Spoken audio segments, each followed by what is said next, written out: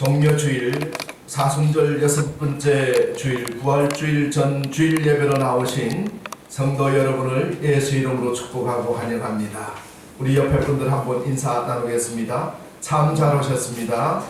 네, 은혜 많이 받으시기 바랍니다. 원래 종료주일은 사순절 6번째 주일입니다.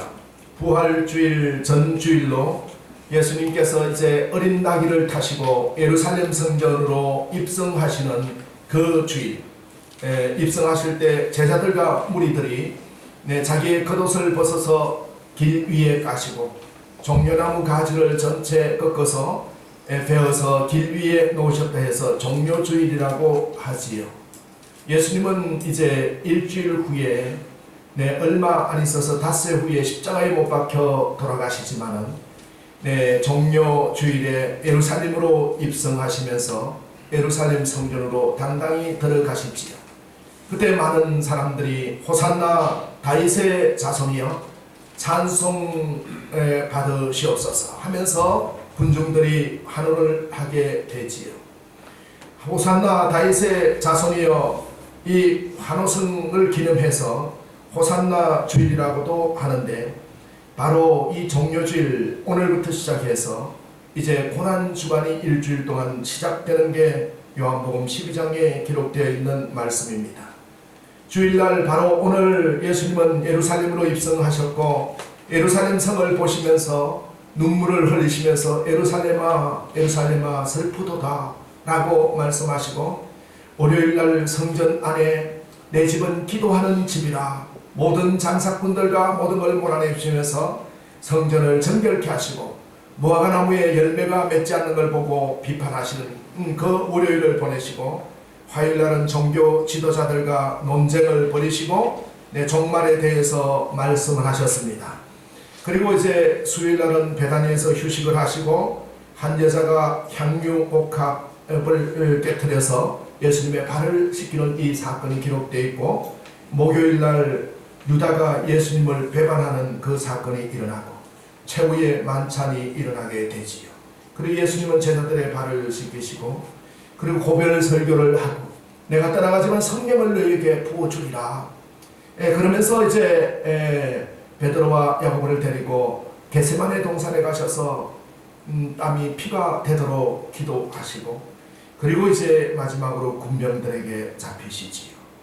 금요일날 공회 앞에서 신문을 받으시고 빌라도에게 재판을 받으시고 금요일 오전 9시에 십자가에 못 박혀 돌아가시고 3시에 운명하셨어. 엘렐리 라마 사박다니, 하나님 왜 나를 버리셨나이까 하면서 성금요일 3시에 어린 양을 잡아서 제사 드리는 그 6월절 바로 그 금요일에 오후 3시에 운명하셔서 토요일날 무덤에 계시고 주일날 부활을 성천하시는 이 과정을 이루게 됩니다.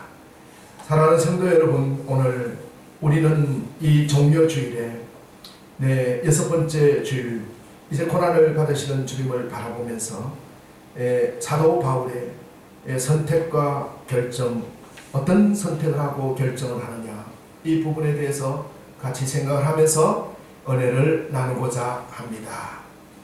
어떤 결정이나 행동에 대해 여러분이 취하는 행동 양식은 어떻습니까? 사람은 어떤 결정을 하는가에 따라서 책임이 따르게 되고 또한 그 결과에 대해서 희비가 엇갈리게 되는 것이지요. 러시아의 작가 투르게네프라는 이 작가는 사람은 두 가지 형태로 항상 선택을 하게 된다라고 하면서 그 형태가 하나는 햄릿형이고 하나는 돈키호테형이다. 그래서 뭔가 결정하지 못하고 골똘히 계속 생각만 하는, 그래서 아무 행동과 반응이 나타나지 않는 형태를 햄릿형이다. 그런데 아무 생각 없이 행동만 앞으로 나가는 걸 돈키호테형이라고 얘기를 한 적이 있습니다. 행동하기 전에 먼저 숙고하고 고민하는 쪽이든지 아니면 본능에 따라 내키는 대로 행동부터 하고 보는 쪽인지, 여러분은 어떤 쪽입니까? 근데 이 중요한 부분은 사람은 행동하기 전에 생각이나 감정 등이 발동하는데, 문제는 누구든지 어떤 행동을 하거나 어떤 결정을 내리는 데 있어서 나름대로의 기준을 가지고 있다는 것입니다. 여러분은 어떤 기준으로 행동을 결정합니까? 네, 인생을 살아가면서 싫든 좋든 우리가 선택에 따라 책임과 의무를 지게 되는데, 지금 최선이라고 한 선택이 몇 년 후에 보면 가장 최악의 선택이 될 수도 있고, 또 지금 최악이라고 생각한 선택이 최선이 되는 경우가 있습니다. 수많은 사람들이 제게 묻습니다. 어떻게 선택하는 것이 잘한 선택일까요? 네, 그것은 오늘 바울이 선택한 모습대로 선택하면 된다고 얘기를 해줍니다. 그 바울이 선택한 선택의 첫 번째 원리는 힘든 쪽을 선택했다는 것입니다. 여러분, 주님 편에서 선택했다는 것이지요. 네, 우리는 세상적으로 봤을 때 힘들다고 생각하는 부분을 선택했을 때 거의 대부분 주님 편에서는 하나님께 영광을 돌리는 편이 되는 경우를 많이 볼 수가 있습니다. 우리가 살다 보면 때로 생산적이지 않은 힘듦에 휩싸이는 때가 있습니다. 도전하고 노력하기에 인내하는 힘듦이 아니라 이 생의 고비마다 주어지는 막연한 삶의 고통들, 실수에서 비롯된 실패와 자책들, 사람과의 관계에서 받는 상처들, 그저 우리에게 넘겨진 수많은 고난 속에서 왜 내게만 이런 일이 생길까라고 자문하게 될 때면은 어떤 위로도 와닿지 않게 돼버리곤 합니다. 오래전 저는 친구와의 갈등으로 공연한 힘듦을 보내야 했습니다. 아버지와의 갈등으로 숱한 젊은 시절에 황금 같은 시간을 힘듦으로 보내야 했습니다. 상사와의 갈등으로 힘듦을 보냈습니다. 가난과의 갈등으로 힘듦을 보내야 했습니다.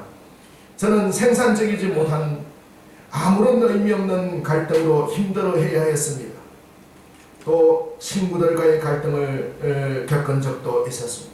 그런데 중요한 것은 친구와의 갈등을 통해 친할수록 예의가 필요하고, 아버지와의 갈등을 통해서 조건 없는 부모 긍정, 그리고 상사와의 갈등을 통해서 같은 배를 타고 있음을, 가난과의 갈등을 통해서 희망이 가난을 이기는 것을, 생산적이지 못한 의미 없는 갈등을 통해 인생의 의미를 배웠습니다. 고난도 삶의 한 면이며 행복도 삶의 한 면일 뿐인 것입니다. 한 번의 고통도 없이 이루어지는 생은 없습니다. 생의 한 면 한 면을 고통으로 이루어진다는 것을 받아들이고 의미 있게 느껴지는 힘든 속에서도 겸손히 자신을 사랑해야 합니다. 그러면 고난을 삶의 자양분으로 삼을 수 있습니다. 고난을 인정하고 그 고난이 주님을 전파하는 예수의 제사된 삶의 모습을 보이는 절호의 찬스로 바울처럼 환호할 때 우리는 지금 힘들다면 그것은 잘하고 있는 것이라고 판단할 수 있습니다. 영원한 설렘포도 없고 또한 삶은 리모델링 되는 것이지요. 계절은 지나가고 고통의 시간도 언젠가는 기억이 됩니다. 고통도 살아있음에서 비롯되는 특권인 것입니다. 근데 우리가 피해야 할 것은 망연자실해지는 것이지요. 누구에게나 역경은 힘듭니다. 그러나 역경은 자신을 단련시키는 최고의 찬스인 것입니다. 고통 속에서 망연자실해지는 것을 피하고 소망을 놓지 않는다면 힘듦이 언젠가 우리 삶을 더욱 아름답게 할 줄 믿는 것입니다. 지금 내가 보기에, 특히 세상이 보기에 힘든다고 생각하는 것이 하나님 편에서는 가장 귀한 선택이 될 확률이 높습니다. 기도하는 것, 예배자로 서는 것, 전도하는 일, 말씀을 읽는 일, 봉사와 헌신하는 일, 11조와 헌금하는 일, 힘들다고 생각하지만 잉태한 어머니가 아이의 탄생을 위해 지금의 힘듦을 찾아내듯이 주님께서 하늘문을 여시고 주실 것 축복과 저 영원한 나라에서 생명책에 기록이 될 우리의 이름들을 생각하다 보면 이러한 힘들다고 생각하는 것을 선택할 때 우리는 위기를 극복할 수 있음을 볼 수가 있는 것이지요. 오늘 본문에 등장하는 사도 바울은 인생의 커다란 문제에 직면하게 되었습니다. 빌립보 교인들에게 편지를 쓰고 있는 사도 바울은 아무 이유도 없이 지금 복음을 전하다가 로마의 감옥에 갇히게 되는 신세가 되었습니다. 빌립보 교인들은 바울에게 미친 시련을 전해 듣고 모두가 근심에 쌓여 있었습니다. 우리 목사님이 감옥에 갇혀 있대요. 빌립보 교인들은 사기가 땅에 떨어져서 절망 상태에 있었습니다. 그러나 오늘 바울의 편지는 빌립보 교인들의 근심을 해소하고도 남는 내용의 글들입니다. 나의 당한 일이 오히려 복음의 진보가 되었음을 말하고 있는 것입니다. 오늘 12절 말씀에 형제들아 내가 당한 일이 도리어 복음을 전파하는 데 진전이 될 줄을 너희가 알기를 원하노라. 바울은 사상범으로 분류되어서 시대의 감옥에 갇히게 되었습니다. 로마 군대의 정예 요인으로 이 시대는 황제의 경우를 맡는 특별 부대지요. 로마의 훌륭한 가문 출신이었으며 훌륭한 교육을 받고 로마의 사상으로 무장된 사람들이었습니다. 이들의 접촉 대상은 로마의 사상으로 무장된 귀족 계층들이었지요. 이들에게 그리스도의 복음이 전파될 수 있는 가능성은 거의 없습니다. 그런데 바울은 감옥이지만 이 시대를 접촉할 수 있는 계기가 주어졌음을 감사하면서 바울이 뭘 하는가 하면 그리스도의 복음을 전했다고 합니다. 형제들아 내가 당한 일이 도리어 복음 전파의 진전이 될 줄을 너희가 알기를 원하노라. 이러므로 나의 매임이 그리스도 안에서 모든 시대왕과 그 밖에 모든 사람에게 나타났으니 형제 중 다수가 나의 매임으로 말미암아 주 안에서 신뢰함으로 겁없이 하나님의 말씀을 담대히 전하게 되었다. 사도 바울이 로마의 감옥에 들어감으로 시대를 그냥 만날 수 없었는데 정의 특수부대인 이들에게 예수를 믿어야 살아난다. 예수를 믿어야 영생을 얻을 수 있습니다. 여러분 예수를 믿지 않고 그냥 죽으면 이 땅에서는 잘 사는지 모르지만 저 천국에서는 영원한 지옥불로 떨어집니다. 복음을 전했습니다. 십자가를 전했습니다. 그 시대에게 십자가를 전하 그것이 알려지면서 어떻게 되었습니까? 겁을 내고 움츠려서 우리 목사님도 감옥에 들어갔는데 우리가 복음을 전하면 안 되겠다라고 생각했던 많은 성도들과 많은 사람들에게 용기를 줘서 감옥에 갇혀 있으면서도 복음을 전하는데 나도 복음을 전해야 되겠다는 외부로 복음이 확산되고 내부로서는 시대에게 복음이 전파되는 중요한 소득을 얻게 되는 것입니다. 사도 바울은 복음 전파에 자신의 모든 것을 바친 사람입니다. 이런 사람에게 6시간씩 시인들을 만나서 바울은 자신의 소유한 능력의 복음을 통하여 시대 군인들을 영적으로 정복하여 나갔을 것입니다. 옥에 갇히지 않았다면 접근조차 하기 힘들었을 로마의 귀족층들에게 복음이 전파되기 시작했습니다. 바울이 감옥에 갇히는 이 힘든 상황이 되었지만 오히려 이에 굴하지 아니하고 복음을 전합니다. 바울이 죄인으로 붙잡히게 됨으로 말미암아 시대의 복음이 전해지고 죄인으로 말미암아 재판 과정을 통해서 복음이 많은 사람에게 전거되는 놀라운 역사가 일어났습니다. 만일 이곳에서 바울이 복음 사역을 열심히 하지 않았다면 오히려 하나님을 원망하고 있었다면 놀라운 복음의 진보를 이룰 수는 없었을 거라고 생각합니다. 저는 기도하면서 하나님께 참으로 감사할 수밖에 없는 너무나 감사한 감격이 요즘도 들고 얼마나 은혜로운지 모른다고 생각합니다. 제가 목회를 해서 갑자기 1000명, 2000명으로 늘어났다면 그 힘든 선택이 아니라 아주 쉬운 선택을 했다면 얼마나 은혜가 되었을까라는 생각을 해봤습니다. 제가 목회를 시작해서 대형교회, 내 교인 수가 늘어났다면 저는 교만에 빠졌을 것이고 수많은 목사님들에게 작은 교회부터 시작하려는 그 많은 목사님들에게 엄청난 신망을 주지 않았을까.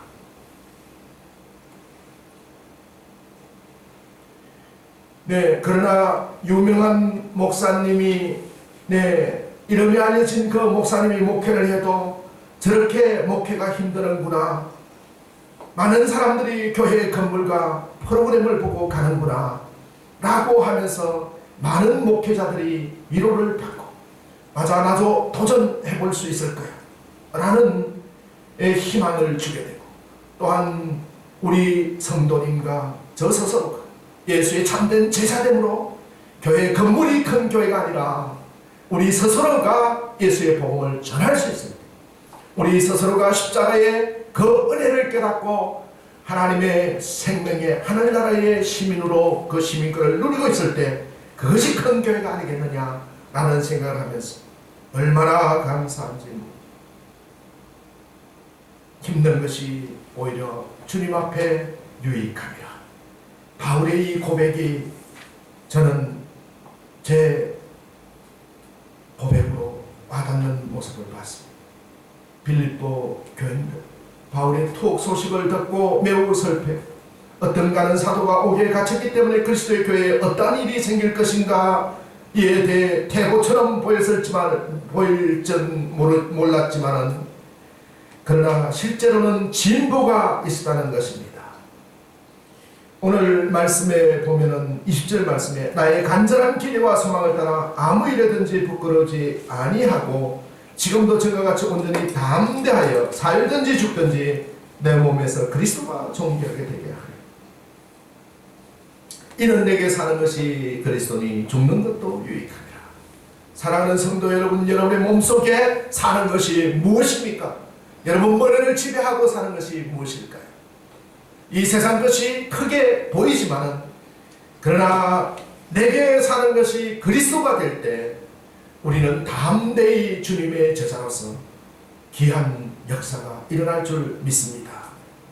이러므로 나의 매임이 그리스도 안에서 모든 시일의 안과 그 밖의 모든 사람에게 나타났다고 13절에 말씀하고 있는 것은, 오늘 21절에 있는 내게 사는 것이 그리스도이기 때문에 어디서든지 그리스도가 나타나게 되어 있다는 걸 말씀하는 걸 볼 수 있는 것입니다.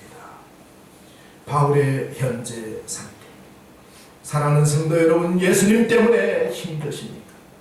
예수님 때문에 고통스러운 적이 있습니까?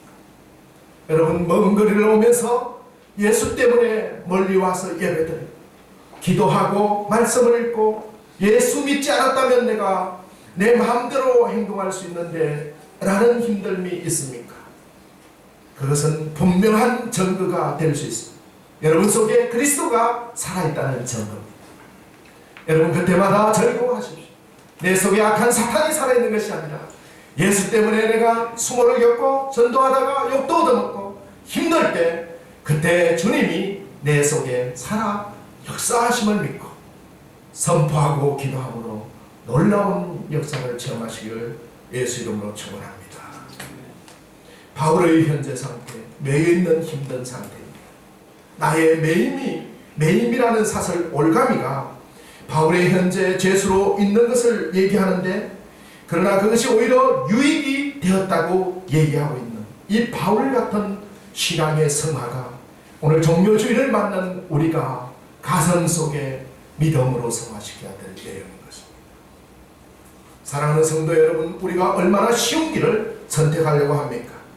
그러나 바울은 자신이 결박되어 수감되어 있는 것이 결과적으로 이런 힘든 선택이 유익이었다고 말합니다. 그 유익은 복음의 진전 때문이라는 것이지, 복음의 진전은 복음의 전파의 문이 열렸다는 것입니다. 복음 전파가 더욱 활발해졌다는 것입니다. 21일 날 다음 부활주일 다음에 저희 교회에 목사님들 한 20명이 오셔서 세미나를 저녁에 하신다고요. 그러면서 저한테 많은 위로와 격려를 받고 도전을 받는다고 얘기를 합니다. 제가 목회를 해서 갑자기 이렇게 마케팅이나 세상의 방법을 활용하지 아니하고 한 명 한 명 우리가 셀 모임으로 한 명 한 명 예수의 제자로 가는 이 모습이 너무너무 감격스럽습니다. 같이 얘기를 나누기로 했습니다. 여러분, 복음의 진전이 일어난다는 것은 우리가 힘든 상황 속에서 무엇을 선택하는가에 따라 달라지는 걸 볼 수 있습니다. 간수가 제수에게 복음을 전하는 것은 가능할지 모르지만 제수가 오히려 간수에게 복음을 전합니다. 저는 군종 시절에 병으로 있었습니다마는, 그러나 장교들과 대대장에게 복음을 전하는 일을 스스럼 없이 가서 했습니다.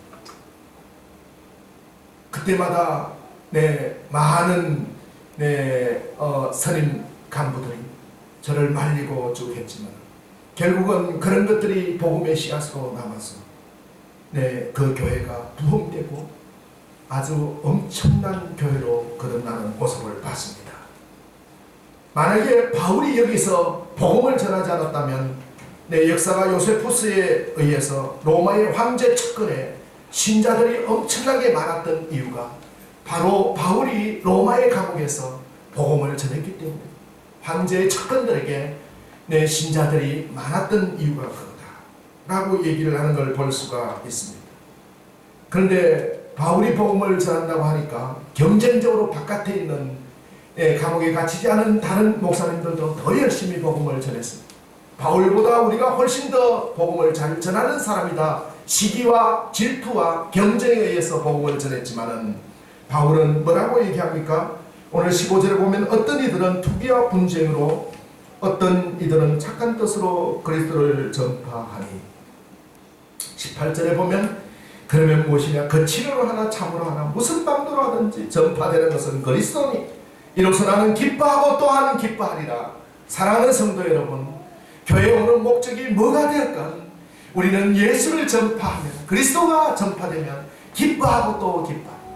바울을 대적해서 바울보다 우리가 훨씬 더 복음을 많이 전해야 되겠다 라고 했던 목사님들에 대해서도 내가 기뻐, 예수가 전파되기 때문에 그렇다고 하는 걸 볼 수가 있습니다.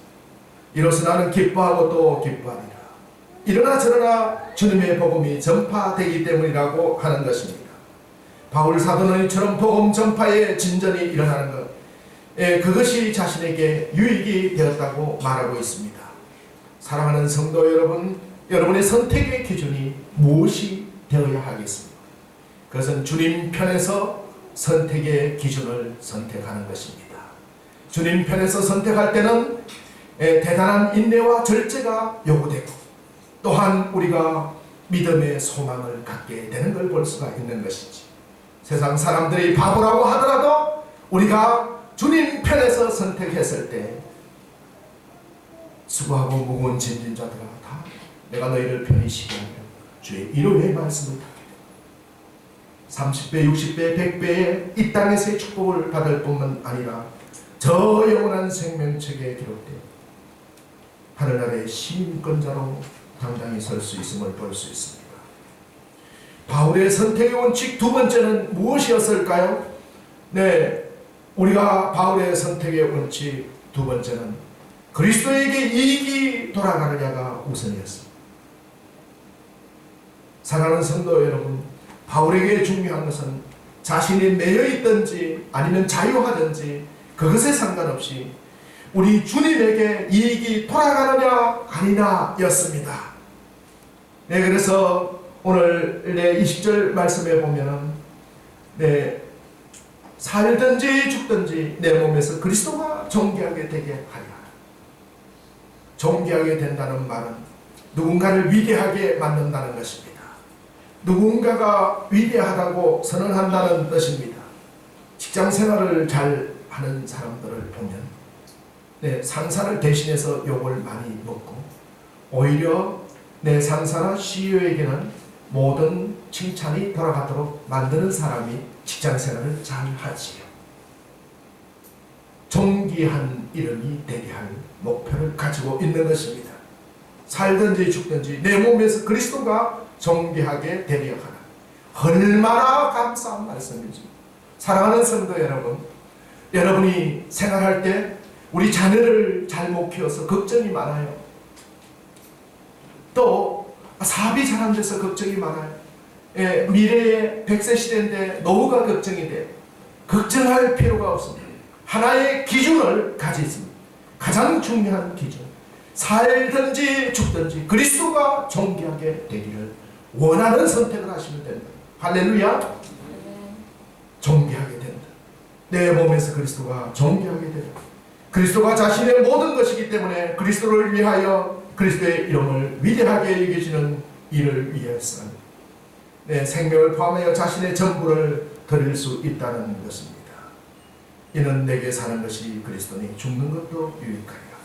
사랑하는 성도 여러분, 여러분에게 사는 것은 무엇인가요?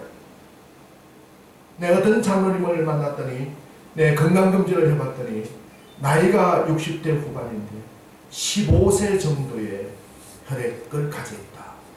어떻게 그렇게 건강 비법을 잘 가졌습니까? 라는 얘기를 해서 4가지 원칙을 따랐습니다 라고 얘기를 해줄 때 채식을 하고 그리고 좋은 물을 마시고 또 그러면서 항상 운동하고 그리고 또 유황 쪽 이쪽 효소를 넣고 했는데 너무너무 좋다. 지금도 기운이 펄펄 납니다 라고 얘기를 계속 자랑을 하시길래 제가 이렇게 얘기했습니다.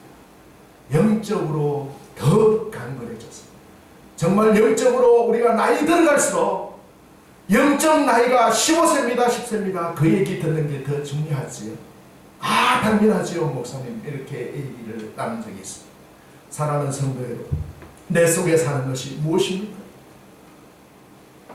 우리가 콜레스테롤 숫자가 낮아지는 것도 중요하지만 더 중요한 것은 내 속에 그리스도가 살면 살든지 죽든지 그리스도가 존귀하게 되면 우리는 날마다 승리할 줄 믿습니다.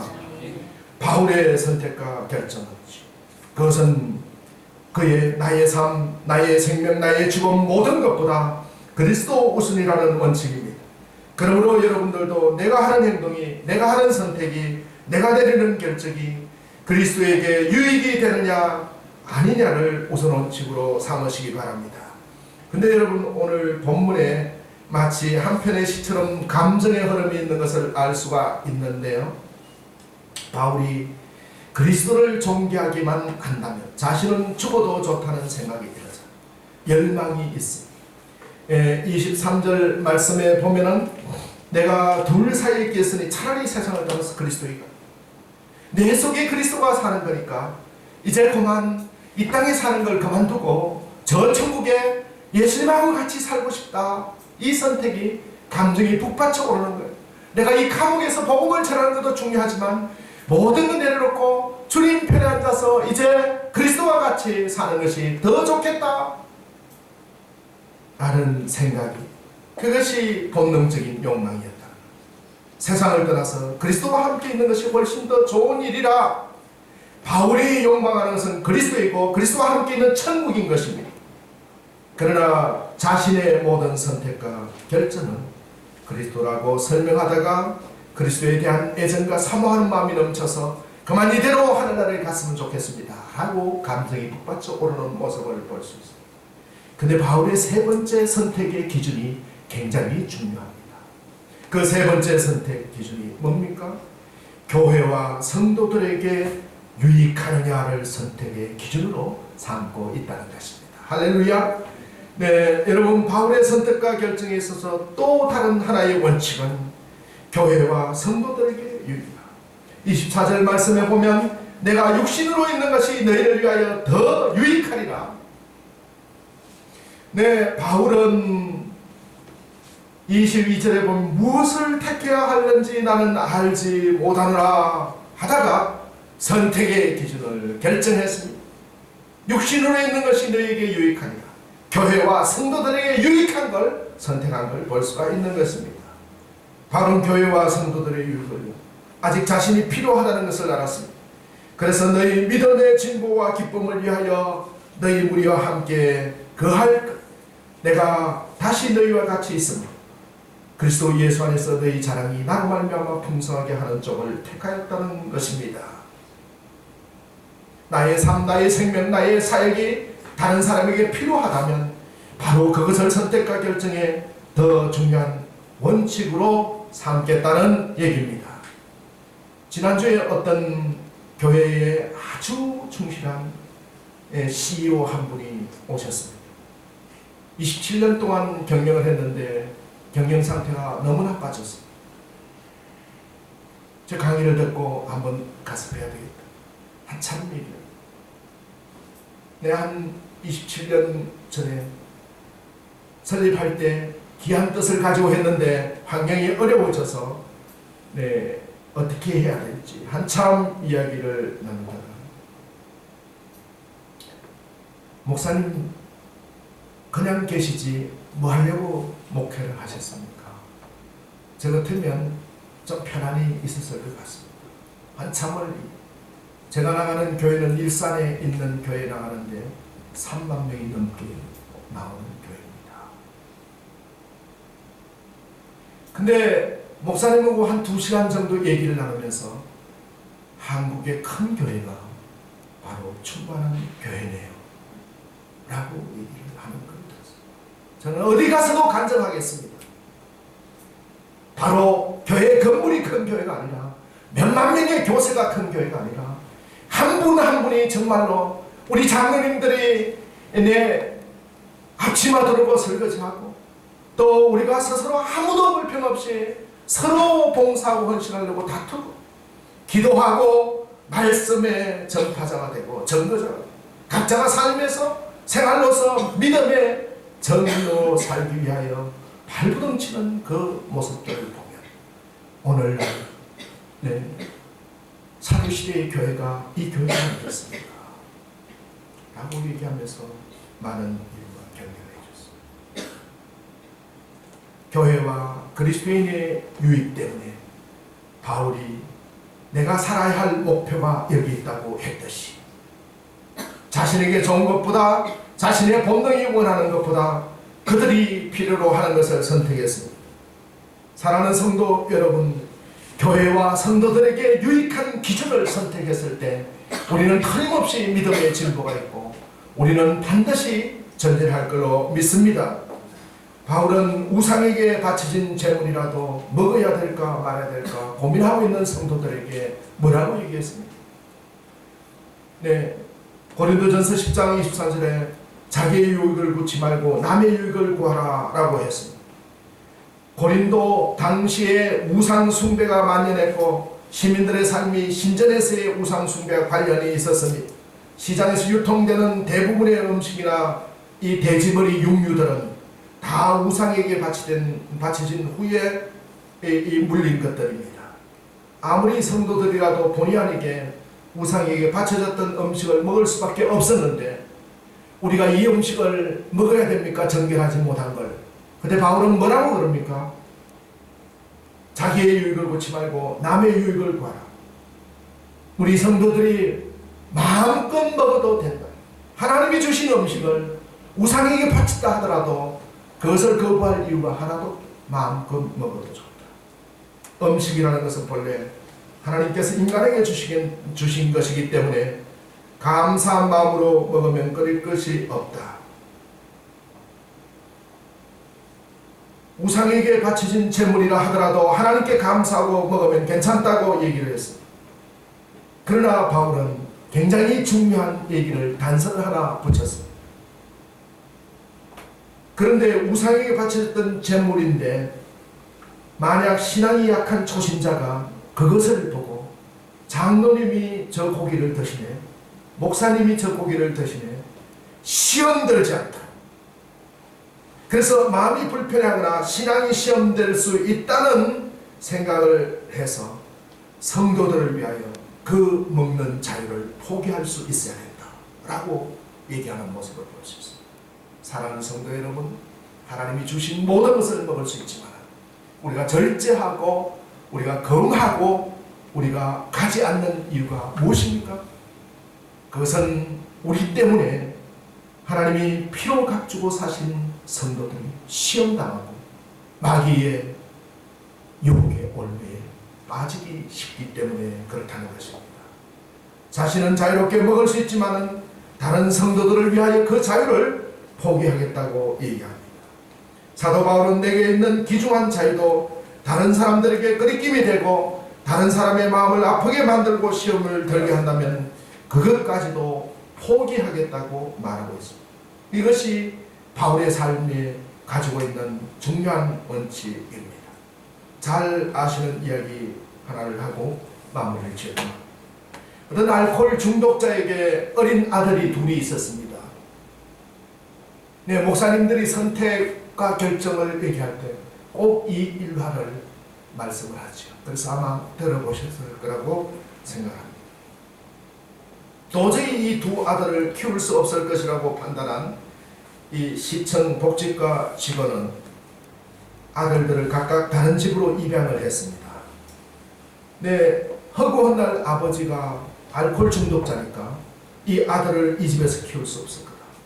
그래서 다른 집에 입양을 했는데 20년 후에 이 아들들이 두 아들의 삶이 궁금해서 어떻게 살까? 과연 알코올 중독자의 두 아들은 어떻게 살고 있을까? 첫째 아들을 찾아가 보았습니다. 이 첫째 아들을 찾아가 보았더니 아버지와 똑같이 알코올 중독자가 되어서 수용소에서 지내고 있었습니다. 그에게 물었습니다. 아니 어떻게 너는 내 아버지하고 똑같니?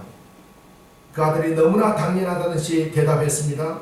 아버지가 알코올 중독자인데 어떻게 내가 알코올 중독자가 안 될 수 있습니까? 부전자전이란 말이 있지 않습니까? 라면서 오히려 반문하더라고요.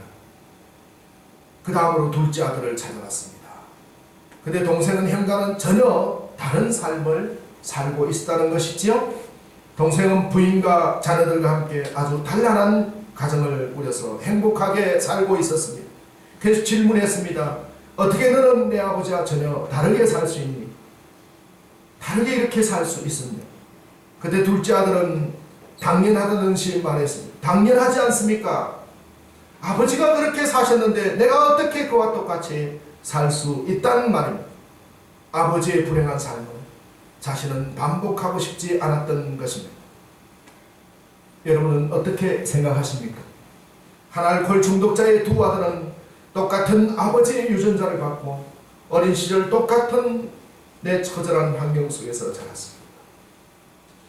그러나 한 사람은 알코올 중독자가 된 것이 너무나 당연하다고 생각합니다.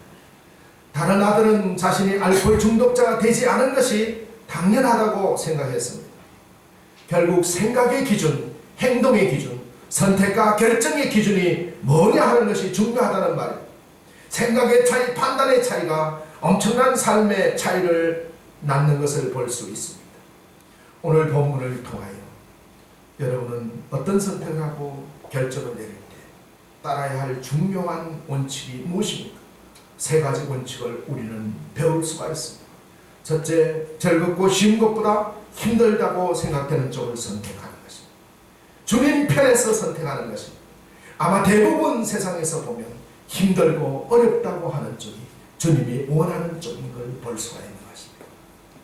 그러나 우리는 그리스도로부터 덧입고 성령의 충만함을 받았기 때문에 그것을 기쁨으로 나갈 수 있을 것입니다. 사랑하는 성도 여러분, 세해된 교회에서 전도의 간증자들의 얘기가 집회가 일주일 동안 열렸습니다. 그 얘기를 전체 들어보면 결론이 뭐였습니까? 전도하다가 뺨도 얻습니다.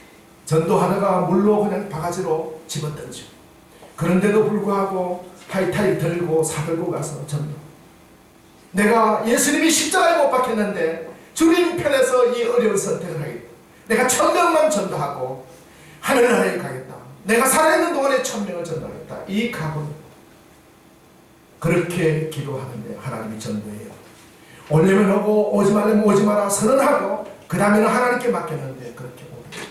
사랑하는 성도들, 우리가 이런 처절한 신앙을 해봐야 돼. 우리의 삶이 회복될 줄 믿습니다. 여러분은 어떤 결정을 할 때 어떤 선택의 기준을 가지고 계십니까? 둘째로 이 선택이 그리스도를 존귀하게 하는가라는 것입니다. 여러분 갈등이 올 때 내가 이 길을 갔을 때 그리스도가 존귀하게 되는 것인가? 내가 존귀하게 되는 것인가? 라는 것이지요. 세 번째 선택은 이 결정이 다른 사람에게 유익이 되는가라는 것입니다. 제가 항상 강연이나 또 설교를 할 때, 온누리 교회에서 설교할 때도 청년들에게 이렇게 했어요. 직장생활 평생 동안 다니는 유일한 방법이 하나 있는데 네가 성공하려고 하지 말고 다른 사람을 성공시켜. 다른 사람을 성공시키는 쪽에 몰입해라. 그리고 너 자신의 자기 개발에 총력을 기르면 100세까지 직장에서 쫓겨나지 않고 살 수 있다. 여러분, 다른 사람을 성공시키는데 내가 쓰여진다면 더불어서 나도 성공되는 걸 볼 수가 있는 것입니다. 우리가 교인들의 성공과 교회의 성공을 위하여, 그리스도가 내 몸에 사는 것을 위하여 선택의 기준으로 봤을 때 환경에 따라 변하는 기쁨, 자신에게 이익이 되고 손에 되느냐의 기준이나 덕이냐 실이냐 하는 기준이 아닌 다른 기준이 우리에게 정립될 줄 믿습니다. 사랑하는 성도 여러분, 바울이 제시한 삶의 원칙, 선택과 결정의 원칙이 이제부터 여러분의 것이 되시기를 바랍니다. 그것이 하나님께서 여러분에게 원하시는 삶의 모습인 것입니다. 그렇게 사는 것이 이 땅은 항상 기쁘게 살 수 있는 방법임을 믿으시기 바랍니다. 사랑하는 성도 여러분, 우리는 그리스도의 DNA가 있습니다. 이 선택의 기준, 힘들어 보여도 주님 편에서 가치 있는 주님의 길을 택합시다. 이 선택이 주님께 유익한가를 기준으로 삼읍시다. 이 선택이 다른 사람을 유익하게 만드는가 라는 기준을 바라보면서 날마다 복음으로 승리하는 성도 되시기를 예수 이름으로 축원합니다. 기도하겠습니다. 거룩하신 만군의 주 아버지 하나님, 정녕 주일을